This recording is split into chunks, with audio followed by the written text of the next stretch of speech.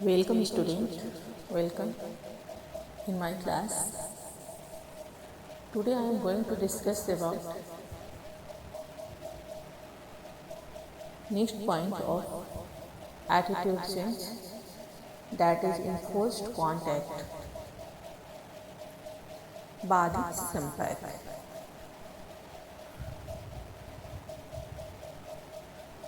आज इसकी संक्षिप्त व्याख्या मैं करूँगी। इन्फोर्स कॉन्टैक्ट में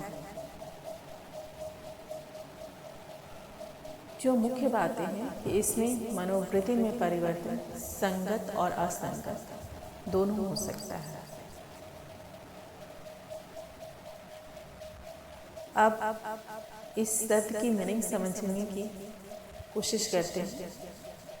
बाधित या इन्फोर्स्ड मतलब इसे यदि साधारण बोलचाल की भाषा में मैं कहूँ जबरदस्ती। ठीक है, एक सिंपल से उदाहरण के द्वारा मैं इसे समझा रही हूँ।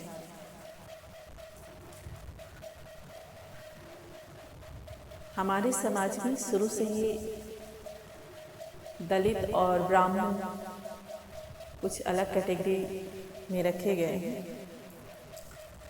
ये शायद आप लोग इतिहास पढ़ते होंगे तो मालूम भी होगा कि पिछले कुछ सदियों से चली आ रही हैं कुछ प्रथाएं जो आज भी किसी न किसी रूप में वर्तमान है, भले उसकी परसेंटेज कम हो गया हो। खैर, मैं अपने पॉइंट पर आती हूँ। बाधित संपर्क का जो अर्थ है वह यह है कि जबरदस्ती में किसी के साथ व्यवहार करना या उसकी बातों को सुनना। इस संपर्क, यदि हम संपर्क में आ रहे हैं तो फेस टू फेस कांटेक्ट होगा। कुछ बातें मेरी होगी, कुछ बातें आपकी होगी। ठीक है, तो बाधित संपर्क की मीनिंग यही है। और इसमें जो मनोवृत्ति में परिवर्तन होता है वह संगत और असंगत दोनों हो सकता है। तो मैं ब्राह्मण और दलित की बात कर रही थी कि यदि उन्हें जबरदस्ती एक कमरे में रख दिया जाए, ठीक है, और दोनों दलित के मन में भी ब्राह्मण के प्रति नफरत है और ब्राह्मण के मन में भी दलित के प्रति नेगेटिव एटीट्यूड है और दलित के मन में भी ब्राह्मण के प्रति नेगेटिव एटीट्यूड है। लेकिन जब दोनों को जबरदस्ती एक कमरे में रखा जाता है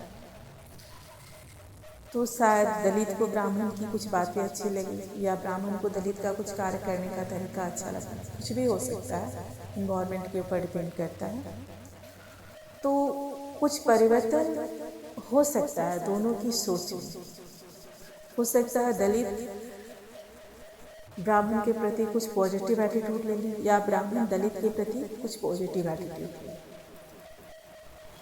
और ऐसा भी हो सकता है कि जो नेगेटिव एटीट्यूड हो वो और भी नेगेटिव एटीट्यूड में बदल जाए और जो पॉजिटिव है वो और भी पॉजिटिव में बदल जाए। मतलब मनोवृत्ति में परिवर्तन तो स्वाभाविक है होना, लेकिन ये संगत भी हो सकता है और असंगत भी हो सकता है। आज के लिए इतना ही।